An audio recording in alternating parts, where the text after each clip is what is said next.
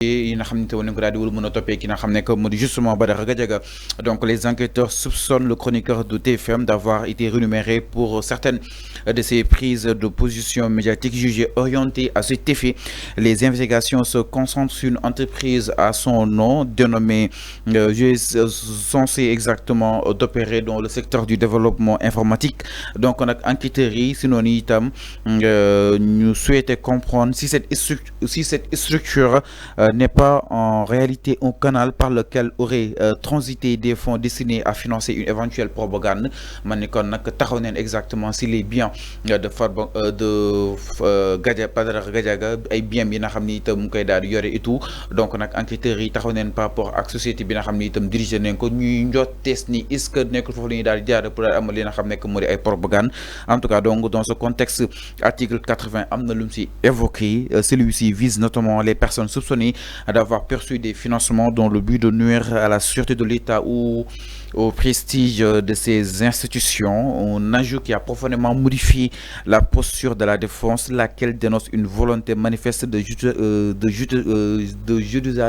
judicialiser exactement l'opinion. En tout cas, mu nekk loo xam ne itam amaan na ay rebondissements allant dans le sens sur le cas de Badara Gadiaga. Alors enfin naka na daal di jàngate ñu daal di taxaw exactement si quoi qu'on puisse sur ces avoirs, parce que les flux bancaires selon Maître Fall bi nga xam ne itam moom la DC daal di identifier dafa limiter seulement à des transferts internes entre le compte bancaire personnel de son client et son compte Orange Money. Rien d'illégal, aucun mouvement suspect. Moom ses avocats non la ko défendre à fond. Fallou.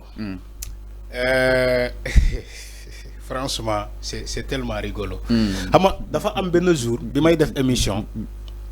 J'ai pris le temps d'expliquer les Sénégalais ak fidèles internautes yi ñuy seetaan. Machallah. Maa ngi leen di nuyu de passage. Alors j'ai pris le temps d'expliquer les gens comment une enquête peut être menée, comment des interrogations peuvent être menées. Nee naa la question mën nañu ko laaj à 8h, à 11h ñu laaj la même question. Wala au lendemain on retour de parquet, au lendemain ñu laajaat la même question. Est-ce que tu comprends ce que je dis? Badara Gadiaga est victime de cela. C'est ce qu'on ne dit pas à la presse. Qui li feeñee ci enquête bi. Badara Gadiaga avait dit aux enquêteurs ni que il est administrateur de société. Administrateur. Yaa ngi dégg wax ji.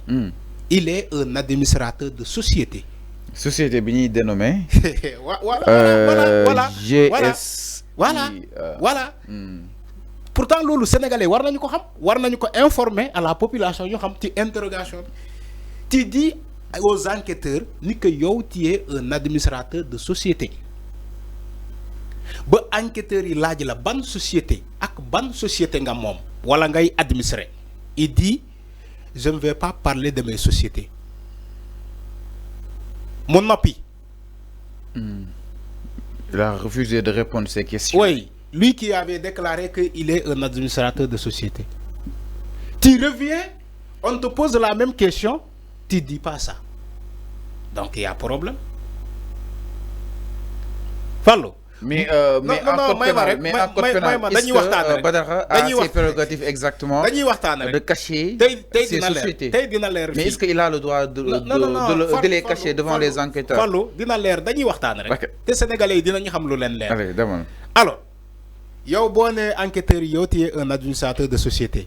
Mais enquêteurs yi c'est normal ñu xam ban société ak ban société. Il faut donner les noms. Administrer. C'est comme si un Bougane de Gëm Sa Bopp, par exemple, devant les enquêteurs, Bougane il dit je suis un administrateur de société. Mais les enquêteurs vont dire à Bougane tu nous présentes les sociétés dont tu administres.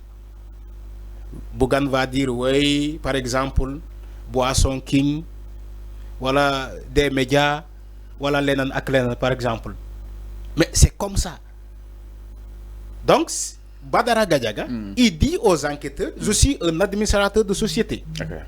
Les enquêteurs te demandent ban société ak ban société nga moom nga ne duma ci wax ñu ne d'accord amu problème. Tu reviens encore une autre question. Tu dis on te demande tu es un administrateur de société. Tu dis non. da nga koo laaj mu ne oui ñu laajat ko mu ne non. waaw léegi yow après ci plateforme bi plateforme est-ce que xam nga ni am na plateforme bu bees bu feeñ yéegoo loolu sëñ Fallou sa xarit bi Badara Gadiaga dañoo gis ci moom plateforme bu bees bu ñu fekk ci comment dire njuntukaayam yu muy communiquer plateforme laa la wax ñoom chroniqueurs yi seen plateforme yi. affaire yaa ngi tàmbale di yaa ngi doog a tàmbale yéen vous n'avez pas compris gis nga ñuy toog ci plateau yi di wax chroniqueur yooyu di fëgg seen dënd wax naa la fii le cas de Abdou Nguer mais avant ma ñëw bu ma dagg may ma rek amuñu doit am ay plateforme pour yow wala may ma rek lu xew may ma rek ci plateforme yi may ma rek gis nga xam nga Abdou mus na feeñal fii benn information mu ne man képp ku ma fay million ma saaga ko Sonko Abdou moo ko wax Abdou moo ko waxal ci boppam ni que képp ku ma fay million ma saagal ko Sonko am na une information comme quoi que am na yenn chroniqueurs yi dafa am fu ñuy jotaayee fu ñuy réunir seen groupe dara nekk ci avance groupe WhatsApp ma ñëw may ma rek groupe WhatsApp may ma rek seen chroniqueurs yi dafa am information comme quoi ni que dafa am fu ñuy dajee ñoom chroniqueurs yi di partager les tâches di naan yow diw ngay saaga yow diw ngay saaga non l'information a été donnée par Sans Limite. ok Sans Limite ñooy joxe information boobu. Sans Limite nga wax oui bien sûr. ni que chroniqueurs yi dañoo am fu ñuy dajee di partager wu les tâches diw yow boo xëyee suba kii ngay saaga diw yow boo xëyee suba kii ngay saaga diw boo xëyee suba kii ngay saaga il se partage les tâches boobu mooy benn ñaareel bi alors bu enquêteurs yi demee ci seen enquête ba ñu gis plateforme bu bees ci ay xarale njuntukaay de communication Badara Gadiaga plateforme ñu laaj ko plateforme boobu nan lay wundu fu mu jógee ak ñan ñoo nekk ci ginnaaw plateforme boobu ak ñan ñoo lay jox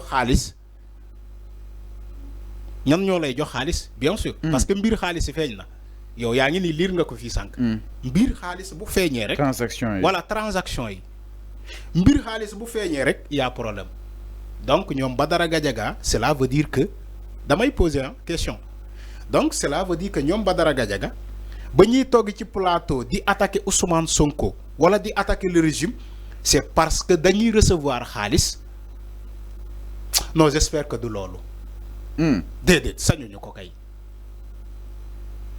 yow ku ne diw yow amoo droit jàngale éthique ak morale yow nga togg ci plateau jàkkaarloo nga ne diw yow ak sa leader yow normalement boo leen fekkee nit ñiy jàngale éthique ak morale yéen da ngeen war a jógee foofu démissionner parce que yéen mënoo leen jàngale sénégalais éthique ak morale du Badara moo ko wax moo tax ma ne la bu fekkee lu feeñ ci enquête yi loolu moo am man duma ko laal man dama yaakaar ni Badara sañul loolu di recevoir des fonds de commerce pour mu saaga diw wala mu attaquer diw parce que si ginnaaw loolu tu es payé tu es rémunéré ay nit ñu lay envoyer xaalis ay nit ñu lay récompenser wala ay nit ñuy féliciter sa liggéey ne la gis nga diw mais boy bi temps yi mu ngi attaquer diw est-ce que gis nga émission bi par exemple mu ne am bon oui bien sûr mu ne ko mais il mérite d'être récompensé